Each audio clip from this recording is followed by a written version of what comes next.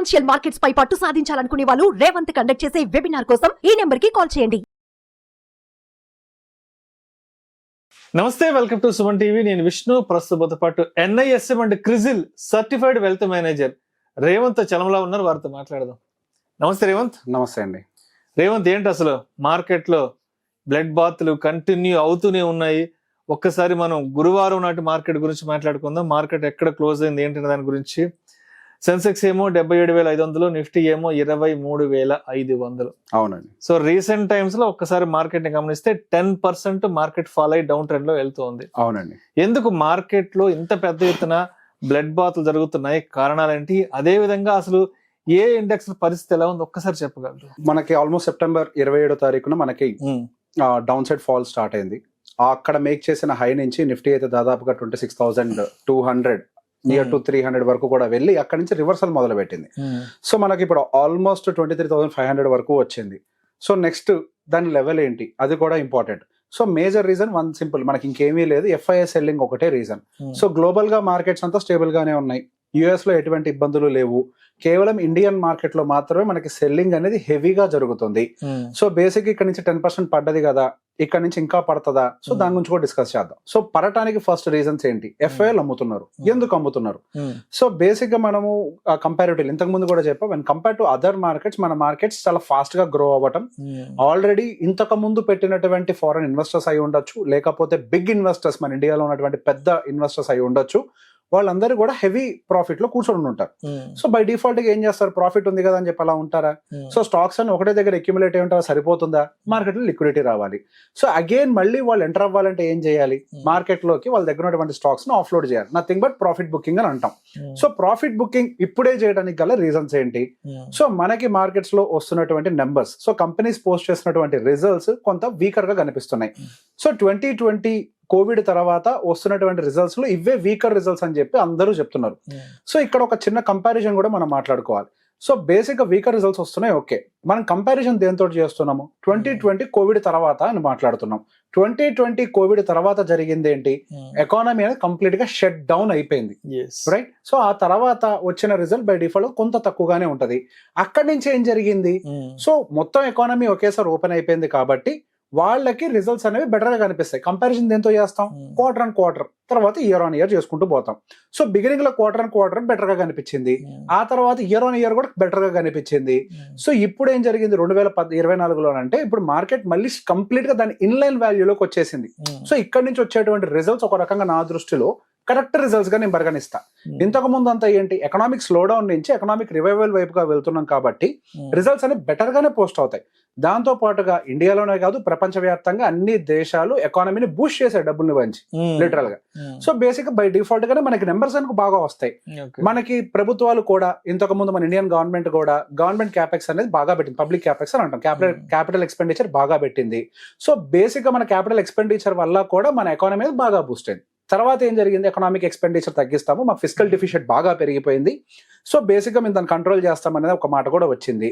అదే టైంలో మనకి ఈ రిజల్ట్స్ అని కూడా కొంత లోవర్ గా రావటం తోటి FIL గానీ DIL గానీ, లేకపోతే DIL అనకూడదు, FIS గానీ, బిగ్ ఇన్వెస్టర్స్ గానీ వీళ్ళందరూ కూడా okay it is time to book some profit.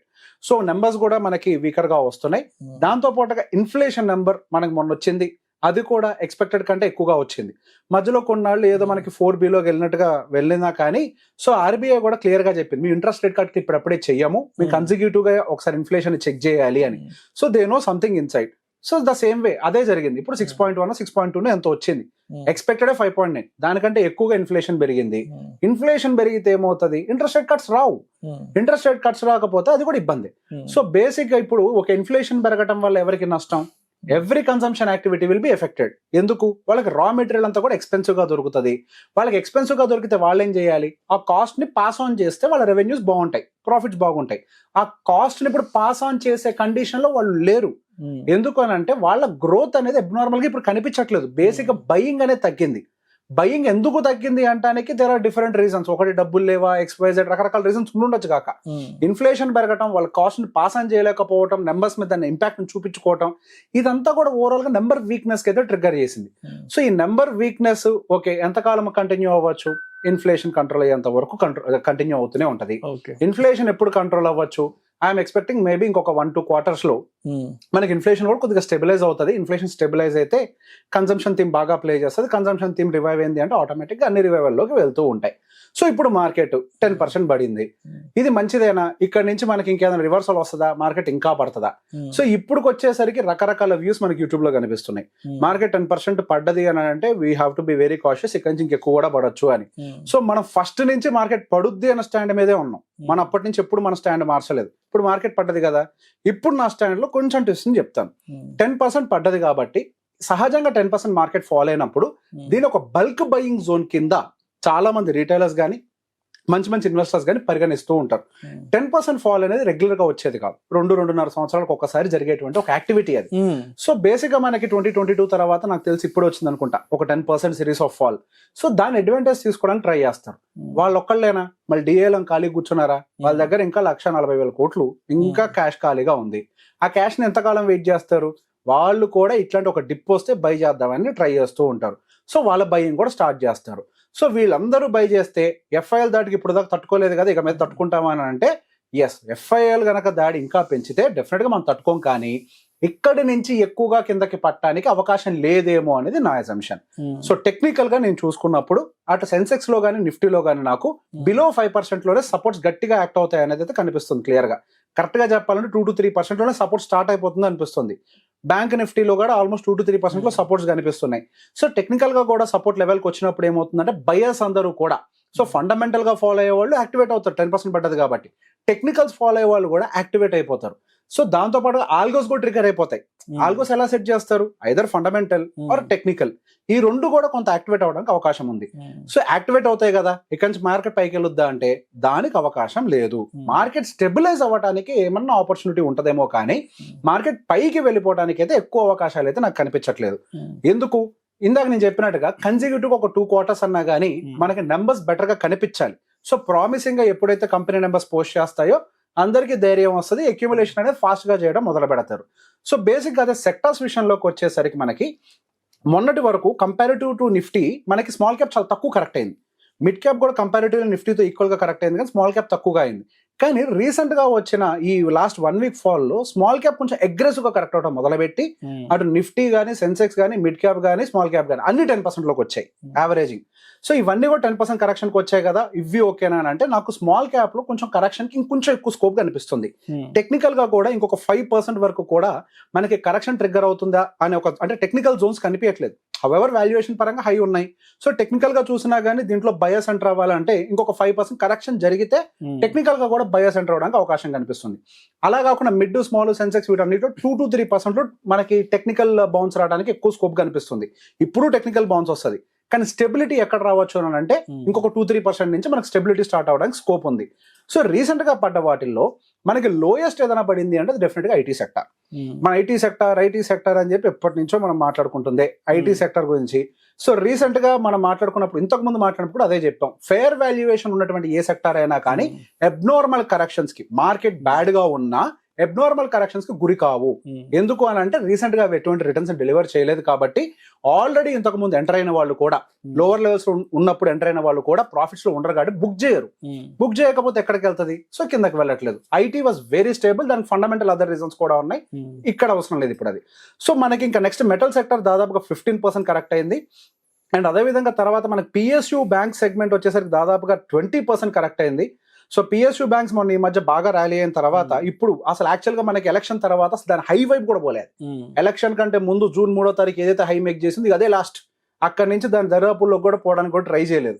And infrastructure దాదాపుగా 13%, రియాలిటీ దాదాపుగా 18%, అండ్ మనకి ఆటో సెగ్మెంట్ వచ్చేసరికి దాదాపుగా 17% ఫాల్ వచ్చింది. సో ఆటో సెగ్మెంట్ 17% ఫాల్ అంటే ఒక డీపర్ కరెక్షన్ అనే చెప్పాలి. ఆటో సెగ్మెంట్ 17% ఫాల్ అవడానికి కూడా ఫండమెంటల్ మనకి కొంత ఆటో డేటా కూడా అంటే వీకర్ అవుతుంది, ఫెస్టివ్ సీజన్ సేల్స్ కూడా ఎక్కువగా ఉండవు అనే ఎస్టిమేషన్ కూడా చెప్పారు కాబట్టి it went off. So next వచ్చేసరికి మనకి FMCG segment, this was not anticipated. సహజంగా మనకి బేర్ మార్కెట్ కండిషన్ లో ఉన్నప్పుడు మనకి ఎఫ్ఎంసీజీ కానీ ఐటీ కానీ ఇవన్నీ సపోర్ట్ చేయాలి. ఇది సపోర్ట్ చేయలేదు. ఇది సపోర్ట్ చేయకపోవడానికి రీజన్ మీకు ముందుగానే చెప్పాను, ఇన్ఫ్లేషన్ దీన్ని ఇంపాక్ట్ చేస్తుంది.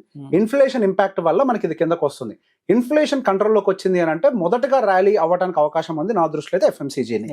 అండ్ నెక్స్ట్ ఫార్మాసిటికల్, రీసెంట్ గా కరెక్ట్ అయిన వాటిల్లో మనకి lowest, one of the lowest correction is in the pharmaceutical, approximate గా 9%. And finance is also the low 8%. మనం వీటన్నిటి గురించి మాట్లాడుకున్నాం, IT, pharma and as well as the finance segment, ఇవన్నీ కూడా లోయెస్ట్ కరెక్షన్స్ లో గురయ్యాయి. అండ్ ఎనర్జీ సెగ్మెంట్ మాత్రం కొద్దిగా ఎక్కువగా కరెక్ట్ అయింది, 17%. దాని మీద కొంతవరకు ట్రంప్ ఇంపాక్ట్ పడ్డట్టుగా ఉంది, because he's against the green energies. దానికి ఫండింగ్ కట్ చేస్తామంటున్నారు. సో దాని వల్ల కొంతవరకు ఎనర్జీ సెక్టర్ కొంతవరకు కిందకు వచ్చింది, కానీ మరి డీపర్ గా వెళ్తుంది అని అంటే వీ డోంట్ నో, అది వెళ్ళే అవకాశం లేదనిపిస్తుంది నాకు. And next commodity related segment కూడా బాగా కరెక్షన్ కి గురైంది, అది కూడా ట్రంప్ ఎలక్షన్ తర్వాత యాక్సలరేట్ ఎక్కువగా అయింది. సో గోల్డ్ కూడా మనకు దాదాపుగా 10% వరకు కూడా కరెక్షన్ కి వెళ్ళింది. And even commodity related all segments అంతా కూడా పూర్తిగా మనకి సెగ్మెంట్ అంతా 15% కరెక్ట్ అయింది. సో కన్సంప్షన్ థీమ్ 15% కూడా కరెక్ట్ అయింది. సో బేసిక్ గా ఓవరాల్ ఈ సెక్టర్స్ ఏవి చూసినా కానీ మనకి బిలో 10% కరెక్ట్ అయినా గట్టిగా ఒక 3-4 ఉంటాయేమో, కానీ 15% అండ్ అబోవ్ కరెక్ట్ అయినవి ఎక్కువగా ఉన్నాయి.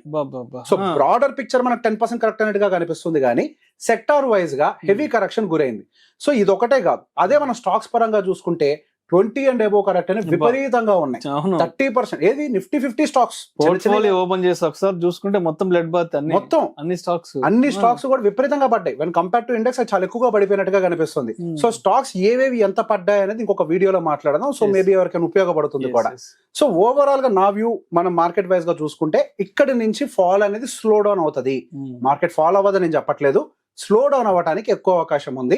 నేను అనుకోవటం ఖచ్చితంగా మార్చ్ వరకు కూడా, ఫిబ్రవరి మార్చ్ వరకు కూడా ఎకనామిక్ స్లో డౌన్ కనిపిస్తుంది. మేబీ మనకు అప్పుడు బడ్జెట్ వస్తుంది ఫిబ్రవరిలో.